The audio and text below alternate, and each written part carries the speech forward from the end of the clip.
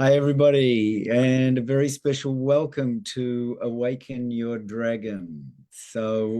Raquel and I are coming to you live from London. We're just going to actually check that everything is on and working fine, which I presume it is. But we especially want to welcome our good friends in Vienna, and they may want to say a word as we introduce this. Yep, we are live, so that's all good. Nice. Uh, Good. So especially we'd like to welcome Alexander. Alexander, do you want to say a quick special words? It's Alexander and Sarah are going to be with us. There we go. Sarah, are you there too? Yes, you're standing over there. Sarah, can you come over? And look,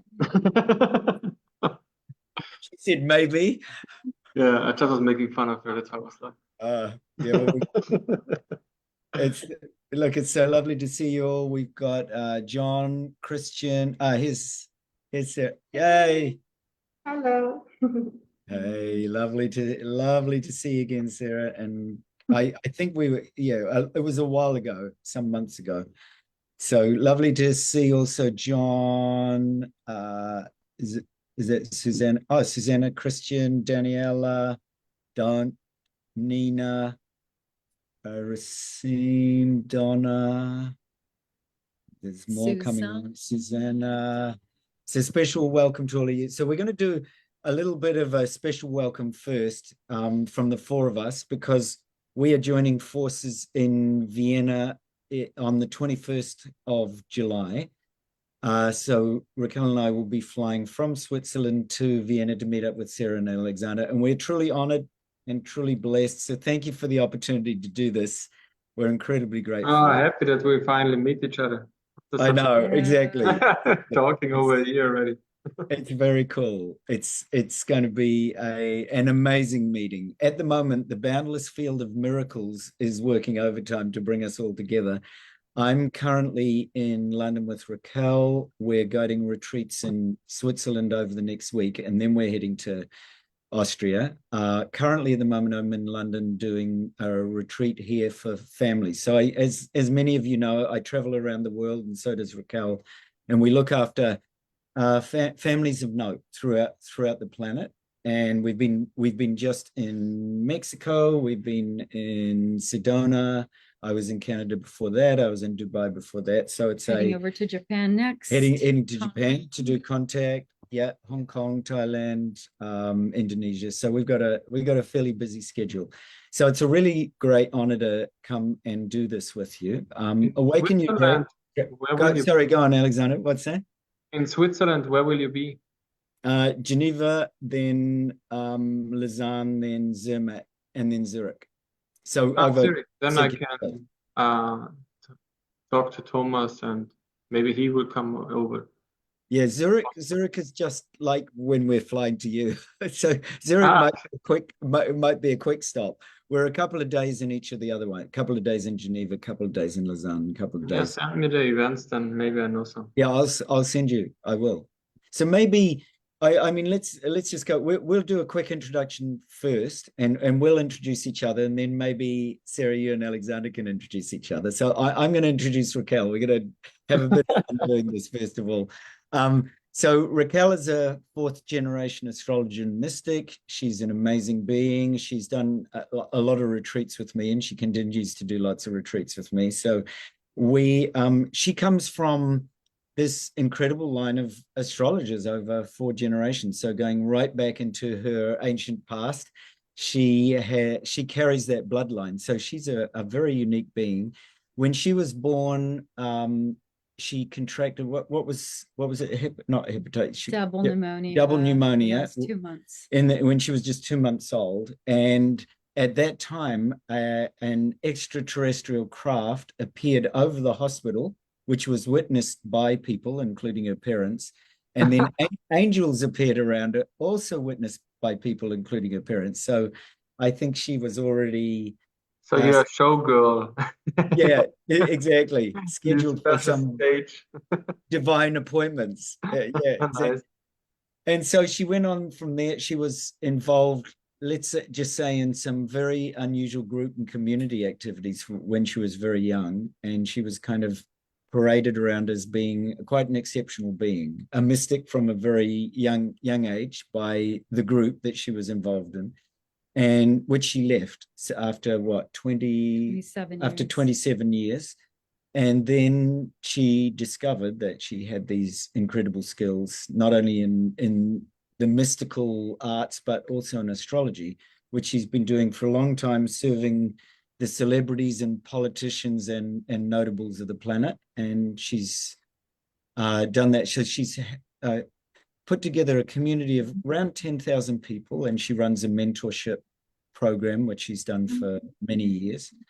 And she's also joined with me, Zenka and Lightnet in Awaken Your Dragon, which was a program we did in Sedona just after we'd done the retreats in Mexico. So it was it's a great honor always, Raquel, to do this with you. You're an amazing being. It's incredible to be able to travel the world with you, and now to meet up with Alexander and Sarah. And we were saying, of course, it's just the beginning of Boundless Miracles. One thing we find is that as we're traveling, more and more people, as they meet like the four of us, they want to actually connect with all of us. And that, of course, includes all of you that are listening.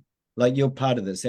This community is not just the four. We just represent four people who have decided to step out and make the miracles happen. So equally, when you come into the boundless field with us, you start to experience exactly the same thing.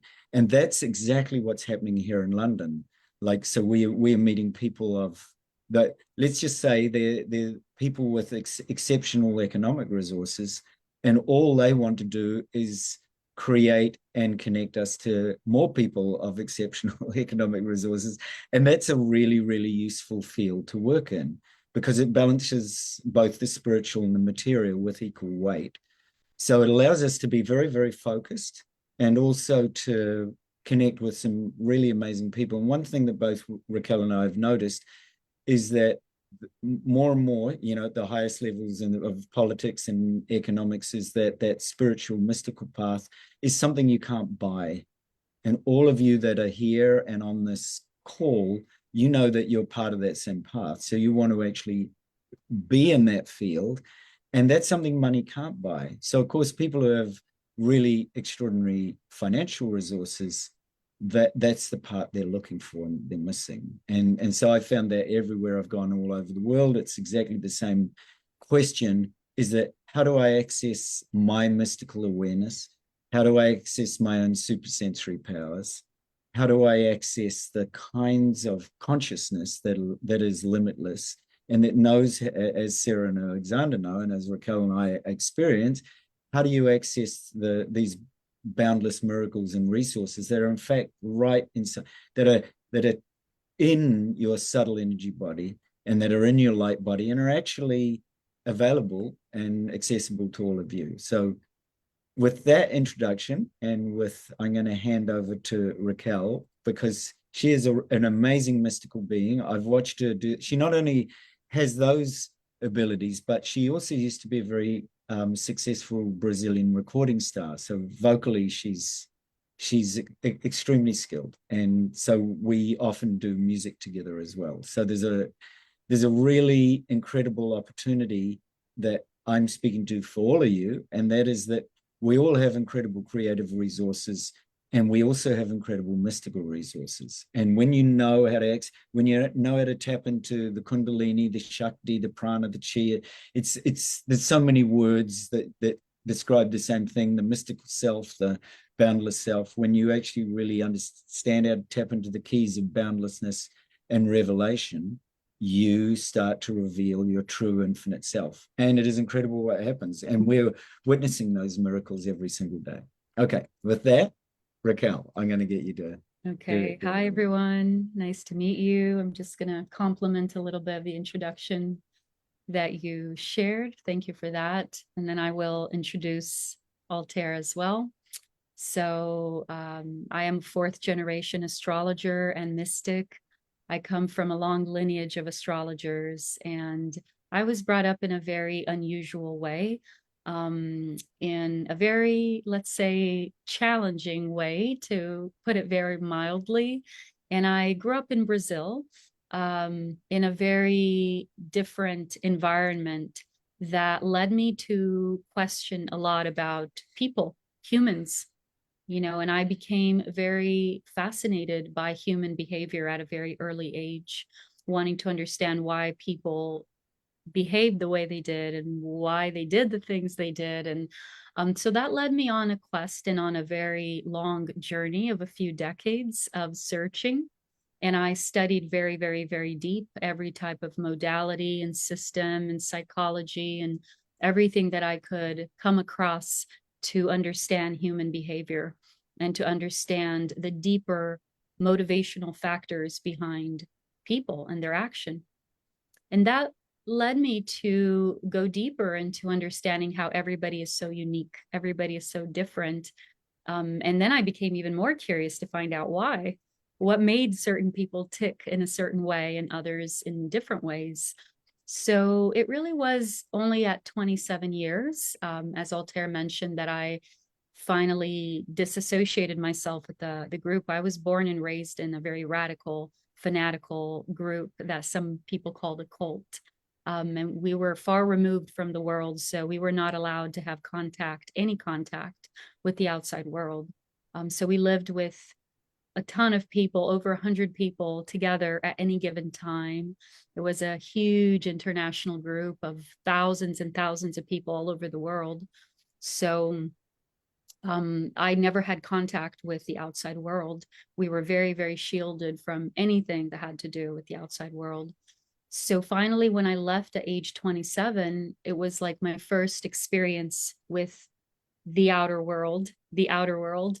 And, you know, it didn't take me long to see that people outside were just as messed up as people in the cult that I was in. So it was right after that, about a couple years after I left, that I discovered that I come from a long lineage of astrologers. My parents didn't reveal this to me at the time because we were so shielded from, we couldn't even talk to our grandparents or anything that had to do with outside. So I didn't know anything about my background. So when I left at age 27, I found out that I come from a long lineage of astrologers. And I was already starting to just learn about astrology. And when I found out I have this in my blood, I really fully opened the door to it. And I have to say that of all the systems that I learned and studied, and it was the most complete system that finally, after so many years of searching far and wide and really, really diving deep into so many modalities and system, astrology opened a door to me that no other system did. And it helped me understand human beings on multiple layers of their existence. Whereas all other systems, they help me to understand one or two different aspects, usually personality based. But through astrology, I found a system that showed me completely the personality, the physical, the psychological factors behind the personality, and the emotional as well, along with any traumas, along with any patterns, along with gifts. And the most important that tied it all together, the soul, the one who coordinates the entire structure. And that really brought everything together for me. And it gave me perspective and meaning. And finally, I had an explanation. Finally, I could see the totality of every human being. I could finally see the entire structure, the entire makeup of all the attitudes, all the actions, all the desires, all the ups and downs, and why they were there. So I used to say fascinated, now I say obsessed. I became obsessed. I mean, ask him every little moment I have, I'm like looking at charts and studying. I can never get enough. And so I really found a door at that point to help, truly help other people understand from a very neutral place. It doesn't matter what you were taught, what you were brought up as the truth, or it doesn't matter. Everybody has a certain truth. And that truth is also always changing. You know, so I've been helping people through astrology for many years. Because I'm a mystic, I'm also able to tap deep into the inner workings of the soul and of life itself and of consciousness in all the ways that it expresses itself. So I started doing a lot of sessions. I was booked out instantly months in advance. So I said, I am not going to be doing this forever. I need to teach you how to read your own chart. I mean, I don't know why they're not teaching this in school as one of the primary subjects. Like every child should know how to read who they are and why they're here. So I decided to open a school in 2019, and I've been in this mentorship program. Mhm. Where I teach what I call the Can heart, can I soul. add you something? Yes, absolutely. 2019, when I was in Mexico, I got called to an astrology seminar 4 days in Mexico City. And first, I Wow. never cared about astrology. I said, yeah, there are some stuff, but it was not so my field. And then I had like 4 intense days, and then we had to create sentences, even not my native language. Like even the Mexicans had problem to just create the sentence that you know what is the real reason behind something. And then I, as a foreigner, had to do it. And I was really so fascinated about the accuracy. Was like, wow. Then I even got the reading from this guy, and I was like laughing my ass off because it was so clear. It was amazing. Now you were talking So like clear. 2019. This was when I was in Mexico It City. is incredible. The type of things that I can pinpoint without even knowing anyone. It's really beautiful. It's very humbling to see that there is a mathematical coordination behind our existence, and that mathematical coordination can be seen and interpreted through the planetary alignments. And Mm. that just opens your eyes and your perspective of what all this is. It's really It's just a walking program. it kind of is. I call it a computer program. I'm like, look, we're inside a consciousness. We're inside a computer program. It's quite literal. It's really incredible. It shifts your perspective of life completely. And And this was so, just like, excuse me, one stuff like with astrology, and then I just left it.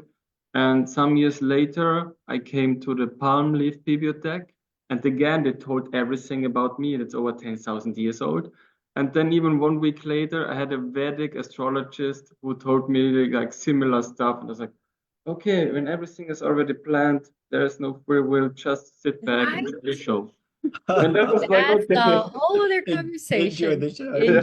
So I went through a whole struggle of a year and a half when I realized that there is no free will in the sense that we think. And I fought with the universe and with God, and I went through a whole existential crisis at that. And it's through astrology. When I Yeah. was like, wait a minute, what is going on here? Who's calling the shots? How is this? This is not okay. I'm like, I refuse. What if I say no? A little girl who still wants to have her own free will. I'm sorry, nope. Not the way we think. You Yeah. had the free will before you entered the body. Now enjoy the show. Yeah, yes, Yeah, that's it. exactly. That's It's it. a whole other subject. So yeah, in my school I really teach all the ins and outs of that. I call the heart, soul, and essence of astrology. Because for me, it's not good enough to just box everybody into 12 signs and say, if you're this sign, this is what's happening this week. Those YouTube interpretations, that's not astrology. And what's about the 13th sign? Yeah, Yeah, that's a whole other conversation too. But so I like to teach the real deep things about astrology that are not really talked about, or that most people don't even know about, because I like to go as deep as I can go, as deep as it gets. So anyway, so I've been, in this field for a few years, and I've really been able to help a lot of people and a lot of celebrities, and people that work in the government, and so far, I mean, it keeps growing, keeps growing. So ever since I met Stephen, where all these doors are opening now, where he was sharing that people want to know this type of stuff. Whereas before, I could hardly even say that I'm an astrologer. There was such a right. There was such a bad point of view with this. But nowadays, people want to know. And it's like Altair was saying, it's things that no money can buy. These people have so much wealth and so much power, but they can't buy the mystical experiences. So it really is an open door now, not just to us, but to you and to all of you watching as well, to really own this part of you that wants to share your gifts. And this is ultimately what we're going to be teaching and bringing you to in this experience together. because it really is about awakening these inner gifts that we all have. It's time for that now. We've been slowly preparing for this, and this moment it's that moment for all of us to step into that authentic leadership, which has to do with our own inner gifts coming to life at this time. So Perfectly. So I would love to, in my words, share a little bit about Altair, because he is a very unusual being. And when I met him, I was like, wow, there is a being that is more unusual than me. That's rare. I'm like, oh my goodness. I read his book. I could not put his book down. If you haven't read his book, I totally encourage you to do it, because from beginning to end, you don't even believe that that's a true story, because it's so unusual, the things that he went through. But every single part of it is true. And when you meet him, you see that he does not live in this reality. He goes by the name of Stephen Altair. So that's why sometimes I call him Stephen, sometimes Altair. But he doesn't live in this reality. He literally lives in the field of miracles all the time. And in that field, miracles do happen. I mean, to the point where I didn't even know this, because I don't know if it's in your book, but he told me that he already experienced levitation. He already levitated. I was like, what? Is that in your book? No, I don't think it's in your book. Yeah, there was a witness case of levitating. People often ask me, do you levitate? Do you manifest things? I said, yeah, once or twice. So I was sitting on a yoga mat. This was witnessed by people. And as I sat on the yoga mat, I'd been meditating about 2 hours, and I literally, of course, dropped into that boundless field. I wasn't thinking. The key to most of these miracles is that you don't try. You literally allow them to happen. You allow the field to open. So I was just sitting there, and the next moment, again, witnessed, I rose up about, the people said about maybe 14 inches off the mat, and I rose and traveled right along to the end of the yoga mat, where I descended with a bump. Actual true story. I've told this on many radio interviews, and the people who said, they said, oh my God, what did you just do? I said, well, I wasn't doing anything. The people often think that you're the conscious, instigator. Well, but in fact, the field itself is generating that, because you've tuned into the field and you've aligned yourself with that frequency, and it happens. So all the incredible things that have happened throughout my life have happened because I've just simply become the field for that period of time and allowed it to manifest in whatever way. So you actually, all of you are actually always tuned into that boundless infinite field. It's just that you're not aware of it. And those moments that you are aware of it, you suddenly tap into that frequency. Healings happen, levitation happens, objects manifest, winds blow, sounds manifest. So all of those things of everything that I know Alexander and Sarah have been privy to too, so has Raquel, so have many of you that are listening. When they happen like that, you are literally the field. You're no longer this ego, this body, this self. And in a sense, you're all of that, right? Because you actually let go for a very short period of time. You surrender to the boundless opportunity that the infinite field of miracles actually presents to you. And it's always present. You're never separate from it. But of course, the moments that you're separate from it and identify with this, the independent ego self, or the human being, that I'm this, I'm Stephen, or I'm Altair, and I do this, and my job is this, and I have this. The moment you're identifying with that, of course, your awareness is not infinite. So the more and more you can let go of these forms, and actually, it's like the Heart Sutra, no eyes, no ears, no nose, no mouth. It's like, because you're literally formless. And I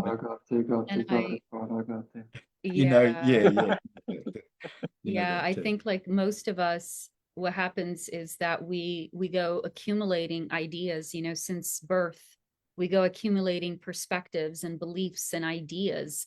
And I call it clutter, because we walk around with all this clutter, and at some point it just gets so heavy we can't take it anymore. And so we come to these moments where we just break down, and usually that's where people start seeking, how do I start uncluttering, right? But a great deal of our work with people is to help them unclutter, or is it unclutter or declutter? Or the Both same? are good. Yeah, both. So, whether through astrology or whether through just whatever type of sessions, we just help people start to unclutter and remove those layers of those ideas and beliefs. And it's not about the ego in the sense of an identity, like having, a body, but it's really the ideas. And even more important is the emotional attachment to those ideas. So the state that he's talking about, it really is a state where you have shed those emotional attachments to, I've been wounded, I've been hurt. And that's recognizing is all a part of the process, but people hold on to, those ideas for so long. They don't want to let go of their wounds. And then it's like it becomes this addiction to always do healing, right? They're always healing. But at some point it's like, just release and let go of all those ideas and the emotional attachments to it. And that's the field that you are in, this field of miracles. So he was very blessed. I mean, he was born already as a very evolved soul without the clutter, the emotional clutter on things. And so he dedicated his life since he was a child to learning about really the divine mother. I was going to say God, but goddess through every possible culture he could. And it was interesting, like last night we were having dinner, and this is just a regular one more night with Altair and Raquel Spring chatting away. And I'm like, yeah, because one day I went on a hike. It was like 2.5 hours. I finally got to the top of the mountain, 2.5 hours. He's like, try 2.5 days in the Himalayas. And I'm like, what? Straight up, going straight up. Whoa, did I hear correct? Yeah. Wait, rewind. Yeah. He's like, yeah, I went with 5 ballet dancers and we went. That's scary. So life is just filled with the most fascinating stories that you could stay all day and listen to. And they really have been this inner quest that he's been in to not only, it was more than develop himself. It really was like the understanding of how to connect with God, goddess in a deeper way. So in this trajectory, he learned amongst many other things, astrology as well. And he practiced astrology for many years. And he's also a very experienced musician and just so many incredible things. And I think the most fascinating thing about Altair is the fact that he lives in this constant theta state that has been many, many times until today documented by scientists. And they've published a lot of research on him. He also has the very unique ability to lucid dream. So he does not sleep and dream like the rest of us. He does not. He lucids dream every night, and he's just like, send me on a task. Ask me a difficult question. I love it. So it's just incredible being around him. It really is amazing. And I feel so blessed that we get to join forces and hearts and minds and spirits and really enhance this field for others of what is possible when you get out of the way and step into your full potential. And he's definitely a proof of it. So beautifully said. Beautifully said. No, I'm very grateful. You're too kind. We're going to pass over in just a second to Alexandra and Sarah. So I'll just quickly add to it. So I was raised by my godmother, was a Carmelite Mother Superior. She trained me in the centering prayers of Saint Therese of Lisieux and Saint Therese of Avila and Saint John of the Cross. So that kind of practice. But so it was to my parents' absolute amazement that at the age of 2, I started to dream I was a Tibetan monk. And in the dream, I died every single night, 365 days in a row. I died and fell into the primordial light and sound. And I can still remember, it's the very first conscious memory I really had of that kind of experience. I think I partly remember that particular life because when I was born, the cord was wrapped around my neck and Mum said I died and they had to resuscitate me. So from that moment of that dream, in that dream state, and that's partly why I can lucid dream and dream walk and enter other people's dreams with permission and all that sort of thing, because I've been tested in controlled tests for lucid dreaming, and they've measured my gamma states and theta states. It's very kind of a very curious life you lead when you're able to lead the inexplicable and the unsurpassable and the limitless through your dreams as well. And I do encourage if those of you that are dreamers, to actually take the time to transform your dreams. So take the time to go to sleep. I'd advise you to do it this way. Write down something you want to dream.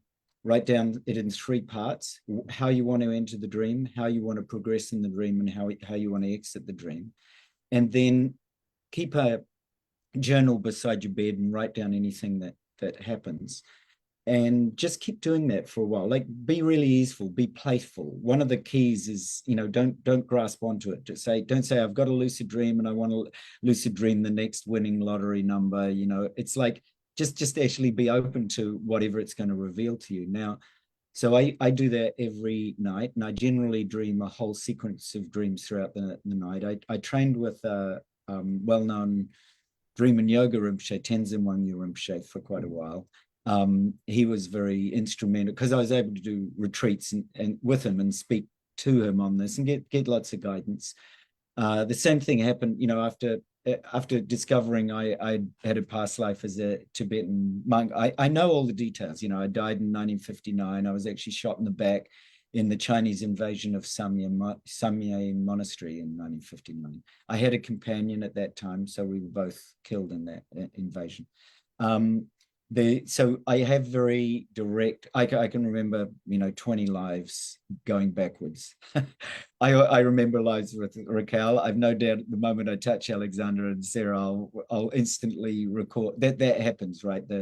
The past life recall is very dramatic and it happens very quickly. So I remember a lot of other things too. At the age of 5, I wrote to NASA and said, I'm not from this planet. I'm actually, and I named some of the stars I was from, and I wrote them a letter. They were so nice. They wrote back at the age of 5 and said, dear Stephen, we don't, because I asked for a one-way trip. And they said, we're sorry. Yeah, to Alpha Centauri and beyond. They said, I'm sorry, we don't have one-way trips at the moment, but we do have astronaut training and you can come and join us when you're 18. So that kind of thing made me, I joined the Astronomical Society when I was very young, and my dad was a physicist and an industrial chemist, so he was really into all of this. And Mum was a mystic. She used to pray to Saint Anthony in the house for anything that happened. She prayed to Jesus or the angels. Of course, it would happen. The only person who could ever make any things manifest was my mum. So I learned from that. I thought, there's a lot that goes on here that doesn't equate with Dad's science. I'm guessing there's a lot of really amazing things that do happen when you tap into that field. And so at a very young age, I asked Mum, so 4, I asked Mum, I said, I had no idea why. I said, Mum, can you find me somebody to train me in Japanese tea ceremony, zazen, and also Japanese language? I had no idea why. She didn't know why either, but she found me this lovely woman called Keiko, who was kind of experienced in all of that. And so then at the age of 13, I just woke up one morning. I thought, this is crazy. I want magic. I went to my next door neighbor who, unbeknownst to me, her name was Susie. She's an alchemist and a member of Saint Germain, as well as a secret group called Builders of the Adytum, which these days you can find online. And so she actually gave me Autobiography of Yogi, plus another book called The Kabbalion, and said, read these. And so I joined her society and also joined Yogananda's groups for many, many years, and then trained, with the Dalai Lama. Then I decided, look, if I'm going to do it properly, I may as well go and visit monasteries. So I went and trained in Japan. My first monastery was in Shikoku. I trained in traditional zazen, where they hit you on the back. You have to sit in front of a wall for 8 hours and not move. And if you move, you get hit hard. I can tell you, you get hit hard. And but I had a dream one night of a very famous Japanese monk called Kukai. And so I went to the abbot of the Shikoku monastery. It was so funny. I had an assistant, who translated for me. And I said, look, I've had this dream, and I described it. And he said, oh, you're in the wrong monastery. He said, just a minute. So he gets on the phone and he calls Koya-san, the Shingon monastery there, and he said, I've got this gaijin, this foreigner. He's had a dream of Kukai, who was, of course, the founder of Shingon Buddhism. And he said, he's supposed to be with you. So they sent me over to another monastery, which was Ankoyasan, which is a sacred mountain in Japan. So I went and studied there. And then from there, of course, it was easy, right? Once you've been to one monastery, you can go to another. So I went to Thai monasteries, Tibetan monasteries, Indian ashrams, spiritual communities in Europe, swamis in the Himalayas to melt snow, all the experience you've ever read about in the books, they're all true. I've either done them or been with masters that do them, anything from levitate. I still remember, I was up in the Himalayas in a place called Valley of the Gods, and I'm fast asleep at about 5 o'clock in the morning. I open my eyes and there's the master standing there, and he says, get up, it's time for breakfast. And I thought, what are you doing up here? Why are you, because I was in a completely different part from the main ashram. So I get off and I see this figure, going down the road just ahead of me. So I run after him. And I finally get to his house and I said, Master, or Swami, I said, what are you doing here? And he said, and he'd bilocated, of course, he'd sent his other body up, and he laughed and laughed. He said, it was time for breakfast, I said, oh, so like all those wonderful stories you read about, I prayed in front of a statue of Kuan Yin one day, and a pearl manifested. It stayed with me for 10 years. I used it for healing. This beautiful, rare deep sea ocean pearl, a mother and child pearl, manifested out on a strand of silk out of the heart of a statue. Yeah, again, witnessed by people. And that pearl I used for about 10 years for healing. Lots of people touch it. But when my mother passed, it passed. Dissolved out of being. And the uncanny thing was, there was another person there that day who, when I prayed, there wasn't just one pearl that came out, but a number of them came out of the heart of the statue. And she got one as well. And so I rang her up and I said, I never took a picture of the pearl because I don't own it. The whole world owns the pearl, right? Because it's your sublime consciousness manifesting in a form. And she said, you're not going to believe this, but 2 days ago, and that was when my mother passed, my pearl also vanished. So, the link, it's just, I've got little chills. Yeah, anyway, yeah, lots of, now in a couple of days, we are going to see my friend Tarith. And when I visited Tarith, about 30 years ago, we touched hands and he said, you're not from here. He said, you're not from this planet. And as he said that, this incredible joy bubbled up in both our hearts, and oil started to come out of my hands. And for 8 hours, this aromatic oil pumped out of my hand. Again, witnessed by dozens of people, because I had to drive. I drove a Volvo around the US at that time because I was scared bulldozers might drop on it, or that I'd run into a deer in the middle of the night. And so I wrapped my hands up with these towels and drove all over at that stage San Francisco, and shared these I just would take the towels off and drop oil into vials, fill vials up with aromatic oil. So the joy that you have in your hearts is literally like that. It has a form. And once you recognize that, you're boundless and you're not limited by any form, then whatever form is most natural for you, whether that's healing, whether that's, objects manifesting, whether it's extraterrestrial craft appearing out of stars over your hospital, or whether it's the amazing work that Sarah and Alexander do, you've got it naturally. Just let what's natural in you manifest, because that's actually the real key. That's the real true miracle, is you. So on that note, and with great thanks to Raquel and to Alexander and Sarah, I'm going to let them now introduce themselves, and just so you get a feeling of what you're going to be privy to what you're going to be open to when you come to Vienna. Okay, Sarah, Alexander, there you go. No, you have to speak. It's so funny. Life with Alexander is so spontaneous, like with no one else. And today I'm a little bit tired after the last intensive days, and I had a seminar in the afternoon also. And I just laid down and he said, oh no, now there's a short session with Stephen Altair and Raquel, and just enjoy and come over. And now I'm sitting here with a group of people and live with Yeah, Alex. we didn't give you any warning. That was the thing. I knew No time for how me. spontaneous Alexander and Sarah, so I knew they'll be up for this. Yeah, no, it's always a surprise. So you can do the introduction. No, you start. How did you get pulled into this?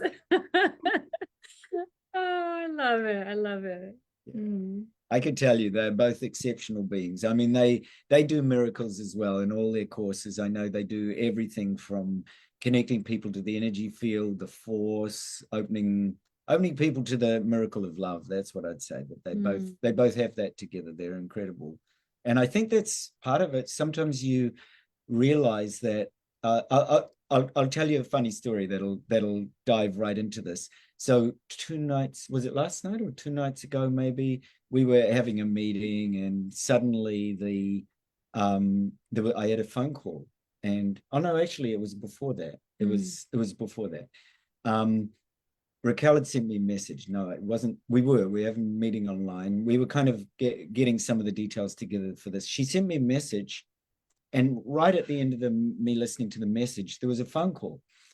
And there's a guy's on the other line and he says, you know, are you Altair? Are you the author of the book Diary of a Yogi? And I said, yeah. And he said, well, I'm a Netflix producer and I want to he said, at this point, I'm not offering you anything, but I've got to tell you about these amazing synchronicities that happened as a result of your book. And he said, I've now got your book in front of me. So I'm wondering, you know, how did this come to be? How did you create the book? And I told him a little. He said, well, you're not going to believe this, but I'll tell you what's happened.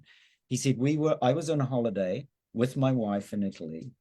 And he said, my wife got out of the car, opened the door, and then she looked down on the ground. She said, you know, to her husband, she said, there's a book underneath the car. This is in Italy, right? I got no idea what's happening in Italy. She said, there's a book underneath the car. She picked it up and it's my book, Diary of a Yogi.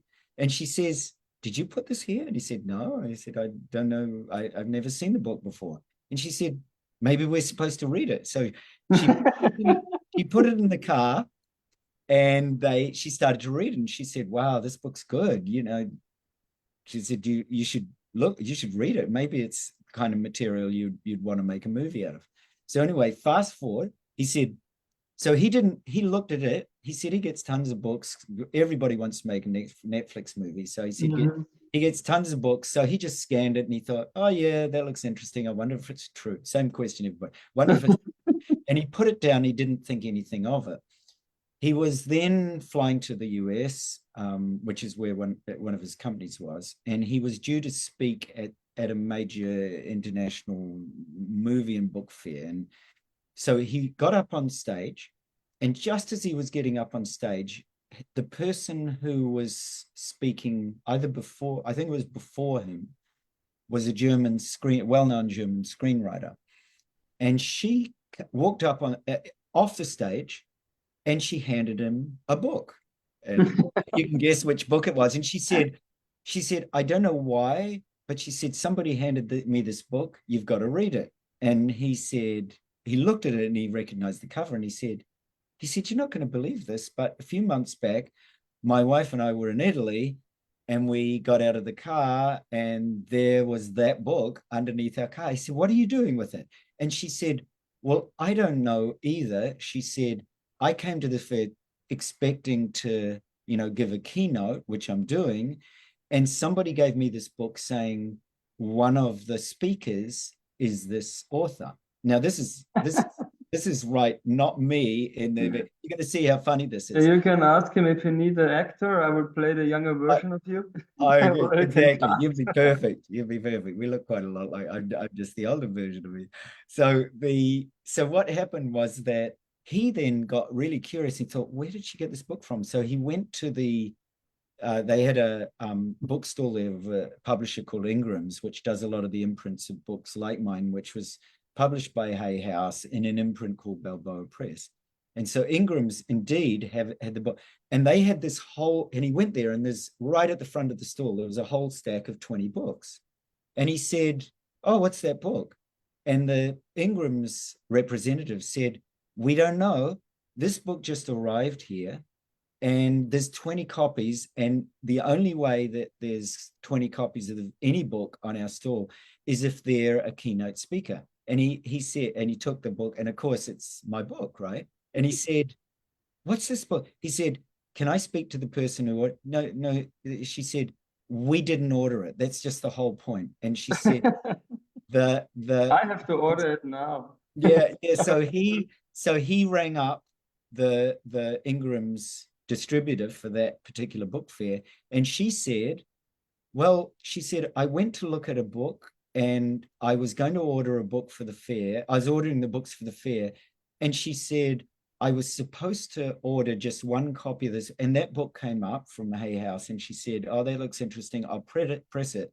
I'll order it.' But she said for some unknown reason, she pressed the key code 5 times, and then she pressed the part that sends 4 bundles of 5 4 times. And she said she still to this day has no idea why, because Ingram's only ever orders more than 5 copies if there is a keynote speaker. And of course, I wasn't giving a keynote. I mean, I've given a lot of keynotes around the world, but I wasn't giving a keynote at that particular international book fair. So he read it, he got my phone number, and he rang me up, and he said, "I have to tell you the story." He said, "It is absolutely remarkable. I don't know why these things happen," but he said, "One of the things I think I'm supposed to call you about is that," he said, "just recently, my wife and I suffered from our 11-year-old actually passed away due to cancer." And I said, "Thank you for letting me know that," or "Thank you for telling me that, because Raquel, you may or may not know her story, but Raquel actually had 4th stage cancer and healed herself of it." So he said, "You're exactly the reason why I'm supposed to call you." He said, and then I told him a little about Raquel's story, and he said, "Well, maybe both your books need to be made into a movie." And I said, "Well, she hasn't I had." think Sarah also can join with her cancer story. Totally. So you back roll-ups. exactly. So anyway, I'm going to pass back to you, but there you go. There's some pretty amazing things that happen. Yeah, first I want even to say thank you to Gino, who introduced me into you, and also to John Lee. Yes, He's another dragon just listening to us, and also just first time saw him on camera. And he's also, I think, soon in Europe. Let's see if he's also here that weekend. And yeah, it was funny, like when you talked about levitation, because this happened to me when I was in Chester, like 3 hours from New York, and there is called Light Field Foundation. It's like a sacred geometry wooden ball, and I was just standing, and it called grace, and it was like a laser that was going through me, and I felt like my body's going up, and that wasn't even a levitation. Like, what the fuck? I wasn't in a meditation state. It was just like the field itself. And yeah, even when I was in Mexico, I heard even from a young girl that she had this kind of experiences. And for me, it was the mystical. First, I wasn't so strong. I was always interested in the pyramids when I was young. I was drawn by them when I was already 14. But actually, I went first to extreme sport, and then through my back roll-ups when I was 23. I couldn't walk without pain for 1.5 years. That brought me from extreme sport to extreme spirituality to heal myself, just make it short. Because there are many interviews where I told all the stories.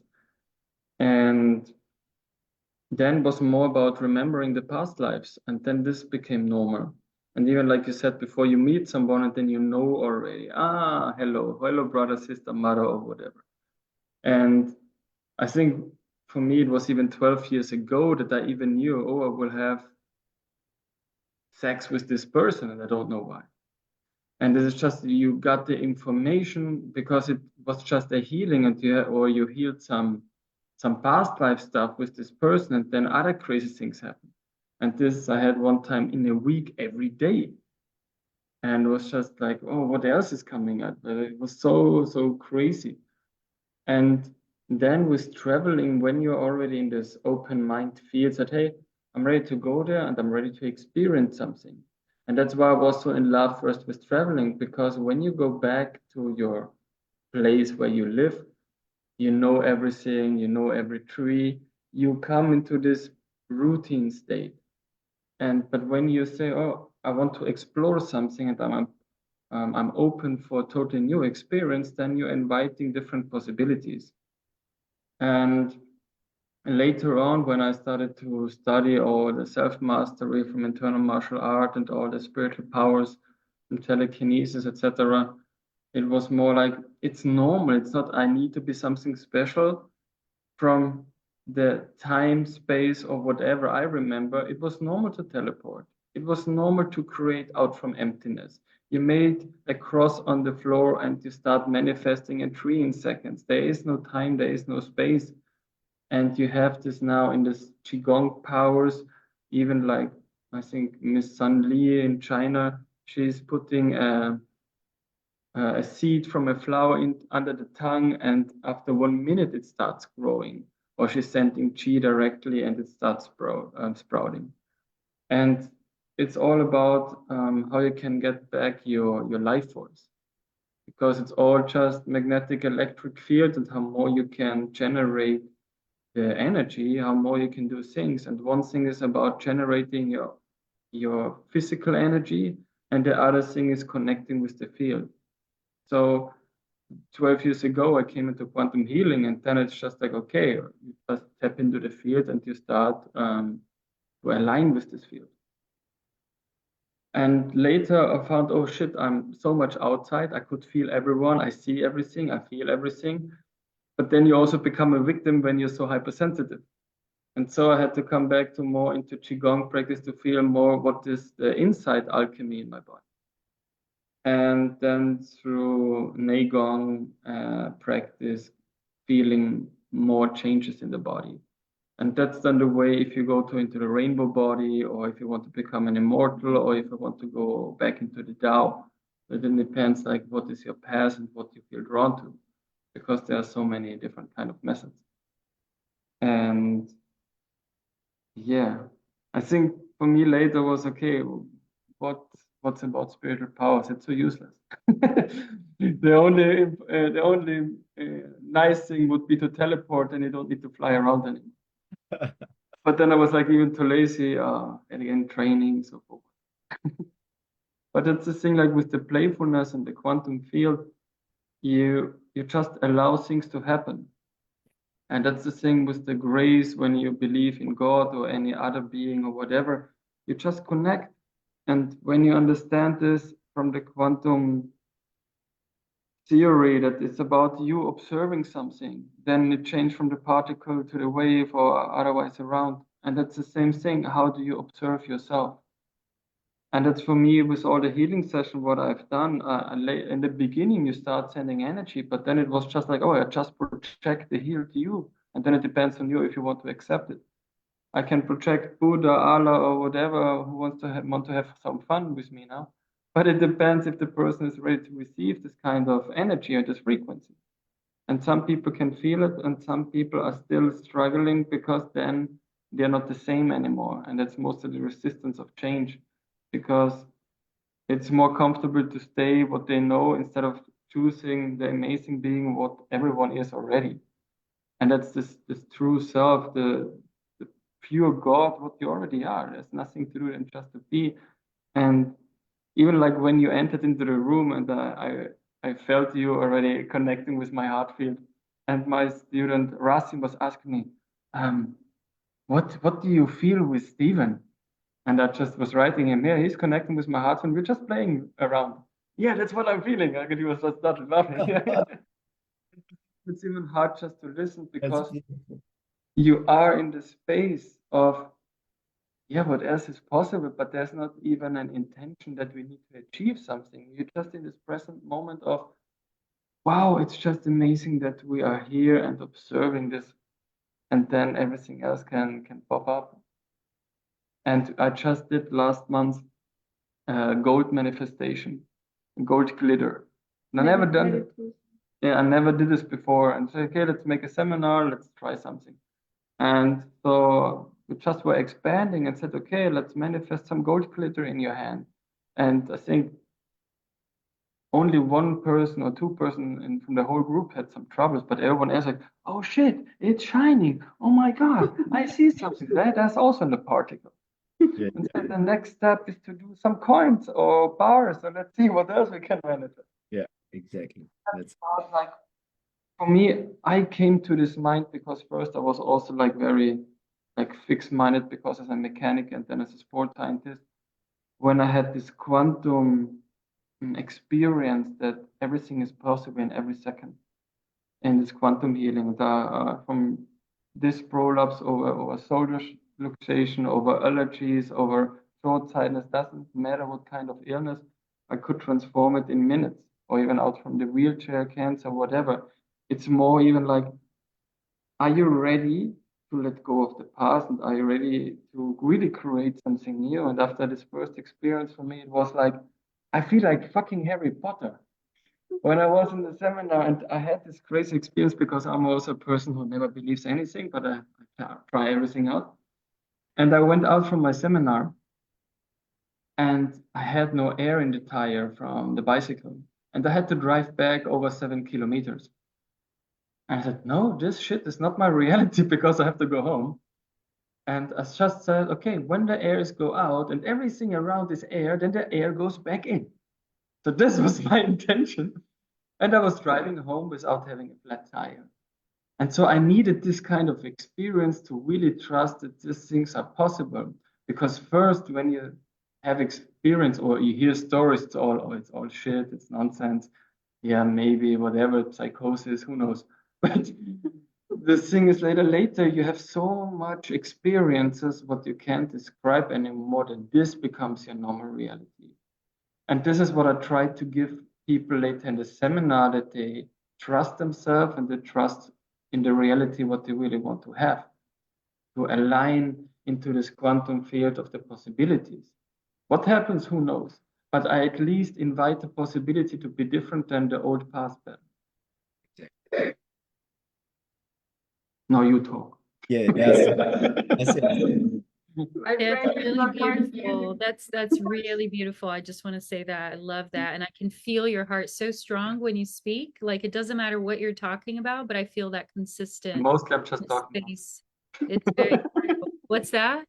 I said most I'm just talking nonsense. The All about the frequency. heart is there. You got a big heart, Alexander.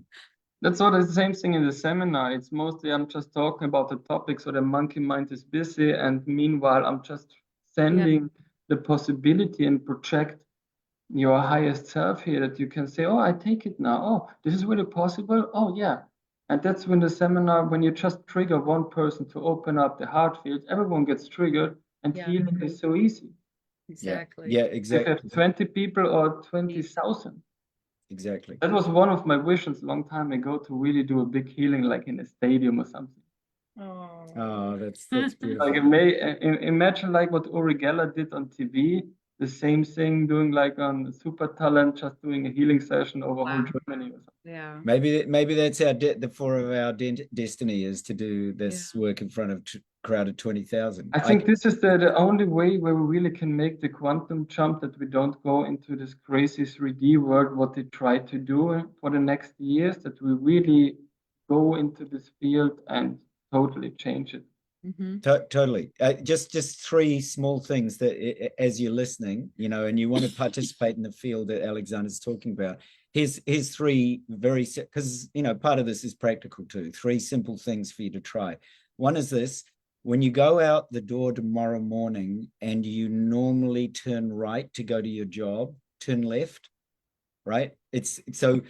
Alexander's already talked about it. Pattern interrupt. We're so used to living in a particular way. Like Alexander said, something I love about traveling, it's very spontaneous. So be really spontaneous, and actually in a kind of a way in the beginning, you have to choose to interrupt your pattern. But then after a while, after you practice it a little while, it'll become more spontaneous, and you'll just naturally turn left when every time you've turned right. So that's one thing, is wherever you have a routine pattern, break it, and see what happens when you choose the very next moment spontaneously. So that's You one. maybe meet another person what you haven't seen for a long time.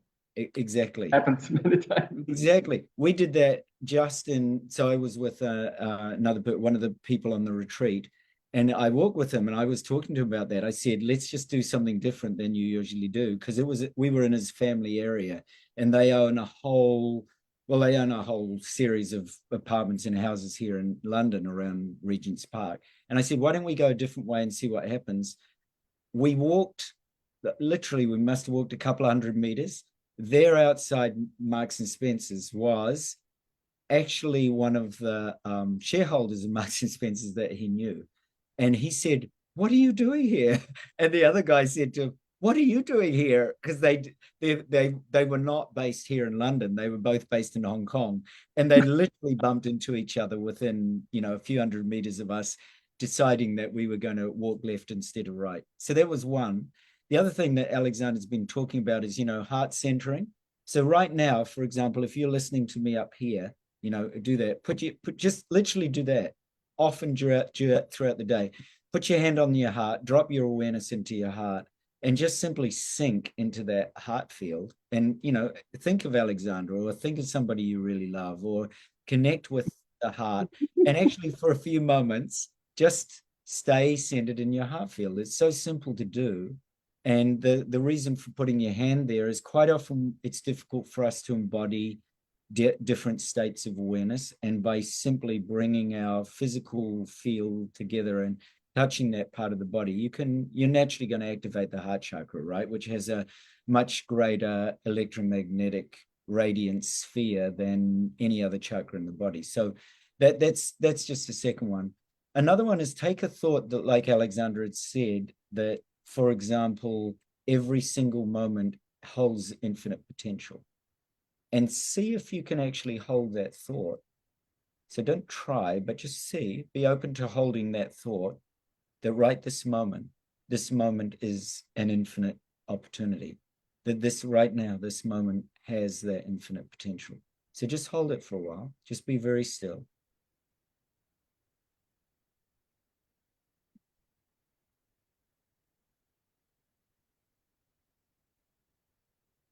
And we're doing this collectively too, right? Because everybody in the call. Yeah, I had this as soon if you have a new perspective, everything is possible.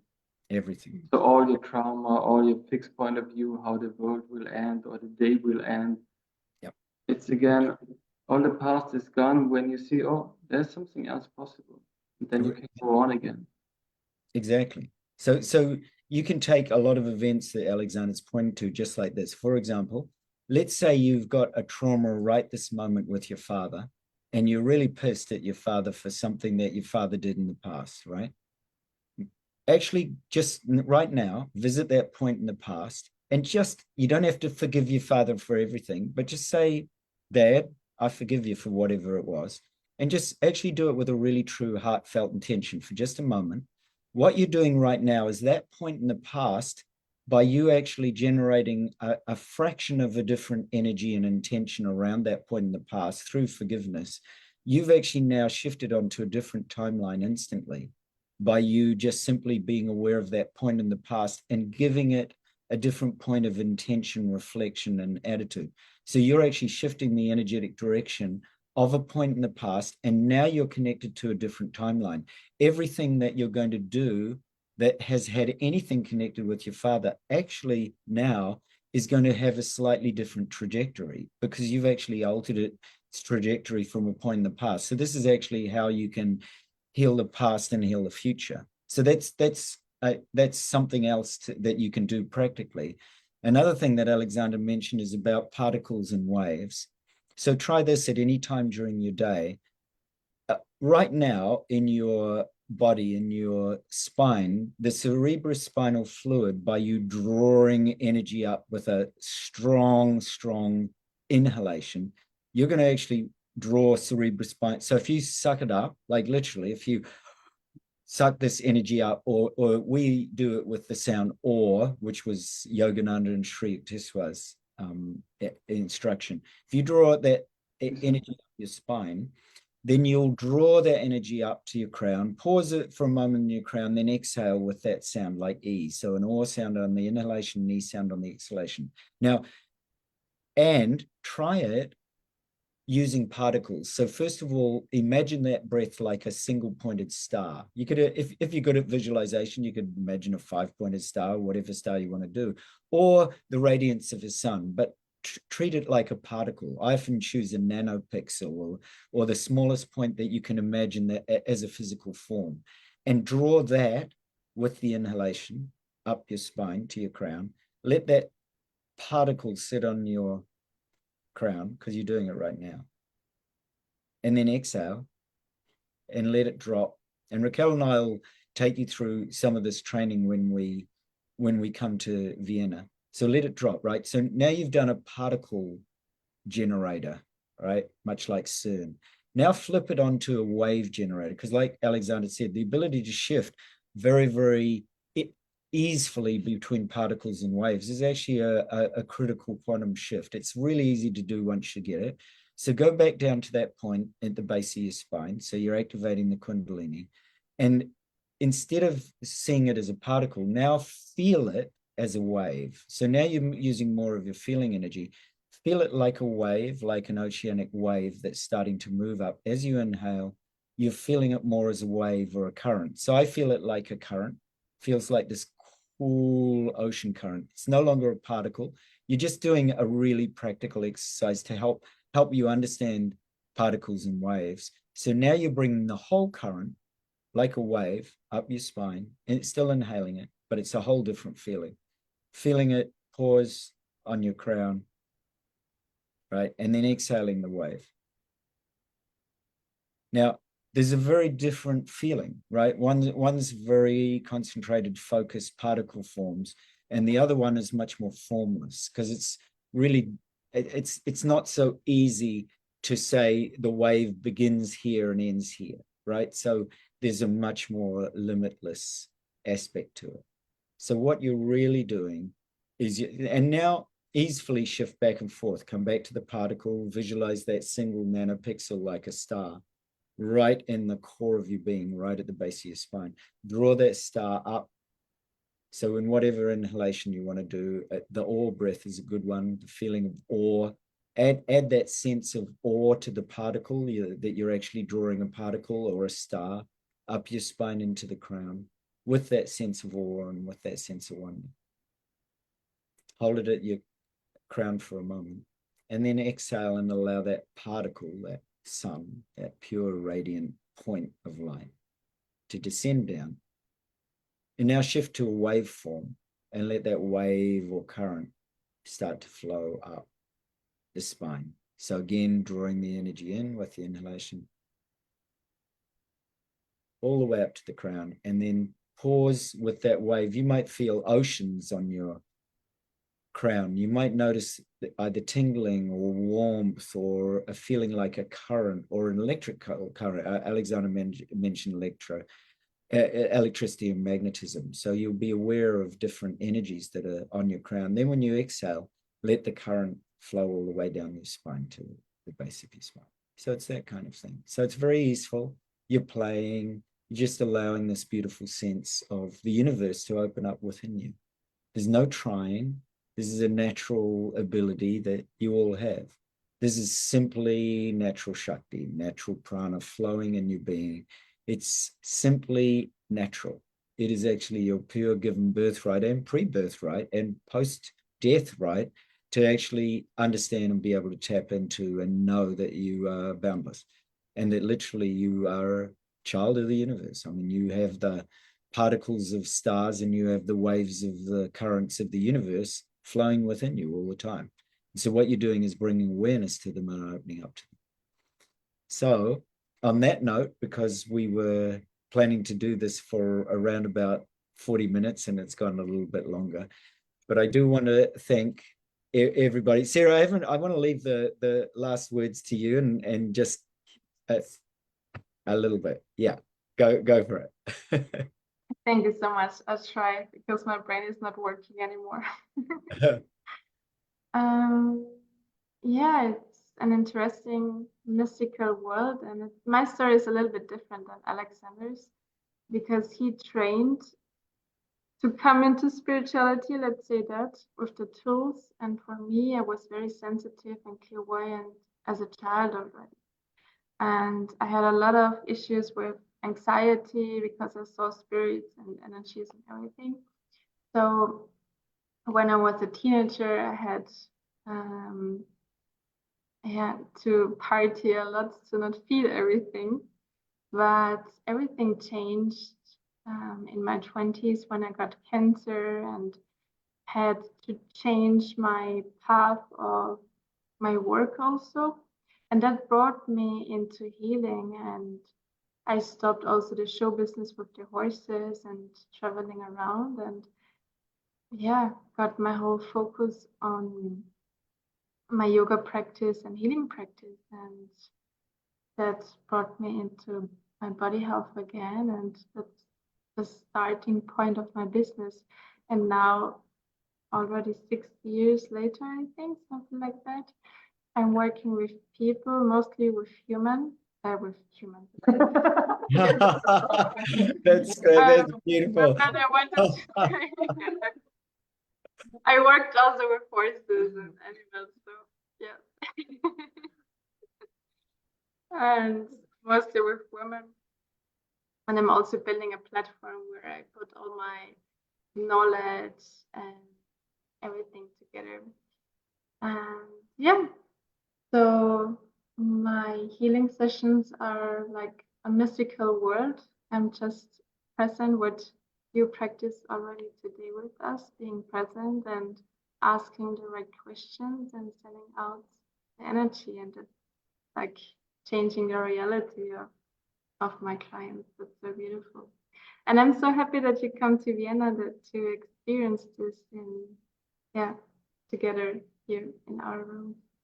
It'll be lovely to do things together. Yeah, I'm just so honored, and so is Raquel. We've really had the most magical of journeys, and it continues with you. So I just want to thank you both for your generosity and the blessing of your company, and it'll be really magic. Raquel's stretching at the moment because she had a long flight. It's already late. It's already Yeah, midnight. it's late. It's late here. The midnight She had a stretch. very long flight. I've been in London a little while before she got here, so Okay. she's You should do actually a travel documentary.